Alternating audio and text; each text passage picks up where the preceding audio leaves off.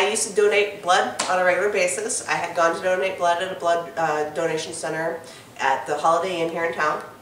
They called me about 3 days later and told me there was something wrong with my blood and that they needed to talk to me about it.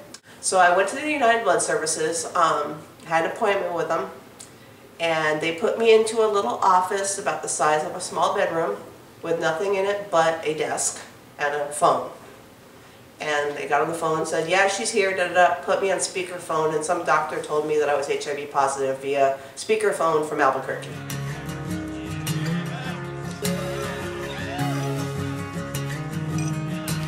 Hey, hi, I'm Tasha Fulbright. I'm making this documentary. I've known Janet since my freshman year, so it's been about 3 years now. She came in to help with our GSA, and about a year later she told us that she was HIV positive. It shocked me because you don't really think about stuff like that when you're my age. So I'm pretty much just making this documentary to show it's not a death sentence, you know. I am an HIV preventionist at Families and Youth Incorporated. 41, I turned 41 2 weeks ago. Okay, Charlie Armstrong, I'm 19, and Janet Lindsay is my mom. I was trying to protect her, I guess. I was a big kid, so I protected her. It used to be a lot more effective. And what's it like having a mom who's HIV positive? It's scary sometimes. Whenever something little, she gets a little sick, she ends up in the hospital, and I start freaking out. And it makes my life bad because I start crying and I can't drive, and I have to have my best friend drive me to the hospital to go see her. Normal mom, a little bit crazier sometimes. That's about it. Gregory Wyatt, Janet's fiance, 40. I met Janet in 2003 through a friend and know her ever since then. And in 2006, I started talking to her. Actually became a relationship.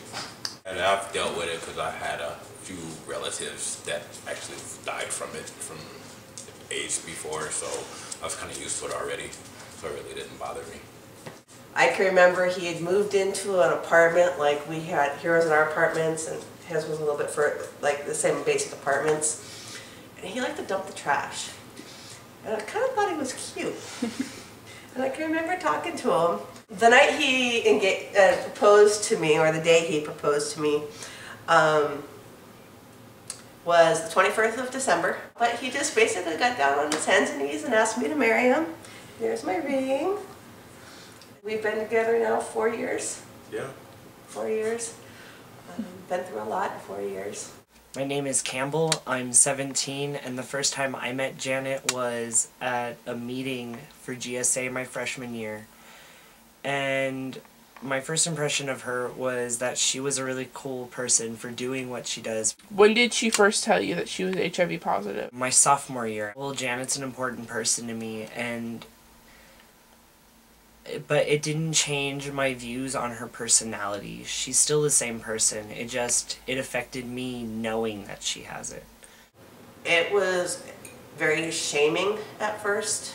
I couldn't tell people. I didn't even tell my own family until probably almost the first year. When did you first tell your son that you were HIV positive? Within the first month of finding out. He had noticed I was going to the doctors a lot. He had noticed that I was a little bit preoccupied and that I was upset about something. See, it's been 10 years, so he was 9 years old, and he thought I had cancer. And he was crying because he thought I had cancer. That was what he thought. And at first, when I explained to him what I did have, he didn't understand it. And then about 2 months after I told him, he went through his 5th grade sex ed class that told him that people that have HIV die. And that's kind of when I started becoming a little bit more involved in things, because that really upset me that my son came home crying thinking I was going to die. Oh, I grew up with a silver spoon in my mouth, a spoiled, rotten little brat. I was homecoming queen. I had, I was everything. I was popular. I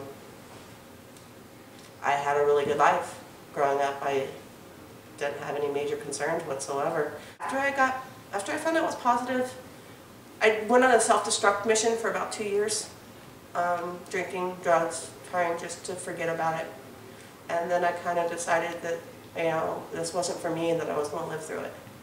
The hardest thing for me dealing with HIV was not thinking I was going to die from it, but realizing one morning when I woke up that I wasn't going to die from it, I had to learn to live with it. And that was probably the hardest thing I've ever had to deal with. This is my pride and joy. This is the poem that my son wrote about living with a mom with HIV. She lived her life, did what she wants, loved her son with all her heart. She could do more, never enough. If something happened, her life is cut short. She doesn't deserve what no one deserves to what she faces. Her child is growing, almost an adult, struggles through life not speaking a word. She has a spouse, she has a child, yet still she can lose it all. Her child is crazy, always acting wild. He has dreams, never close to home. Never listens to his mother, mind's always alone. Will she die? This is sure. How can she survive with no known cure? Can't they help the child screams, I want my mom, is bellowing in his dreams. She knows her son loves and knows he is smart. He's just not smart enough to save his giver of birth. The advancement, and yet she's dying. All the muscles of violence, yet still he's crying. If only I could, if only I'd see what my mom sees when she looks at me. You know, this is a horrible thing. I don't wish it on anybody, but I'm living through it. People do live through it, but it's 100% preventable. This disease is 100% preventable. I will survive, yeah, as long as I know how to love.